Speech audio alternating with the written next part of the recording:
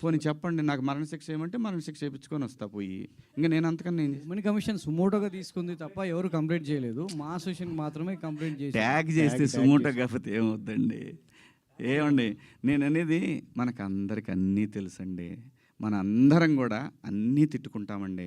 బయట బూతులు తిట్టుకుంటాం, కెమెరా ముందుకు వచ్చినప్పుడు పద్ధతిగా ఉండాలనుకుంటాం. ఆఫ్టర్ ఆల్ మనుషులు అండి మనం. ఏం లేదు, ఇందులో తప్పేం లేదు. అంటే కామెంట్లు చూస్తుంటే ఎలాంటి బట్టలు వేసుకున్నా మహిళల పట్ల గౌరవంగా ఉండాలని బాయ్స్కి చెప్పమని చెప్పి మీతో చెప్పమంటున్నారు. ఏమంటారు మీరు దానికి? ఎలాంటి బట్టలు వేసుకున్నా గౌరవంగా ఉండాలి ఆడవాళ్ళతో అంటే చాలామంది నిన్న కామెంట్స్లో కొన్ని పదాలు వాడారమ్మా, నాకు ఆశ్చర్యం వేసింది ఆ పదాలు.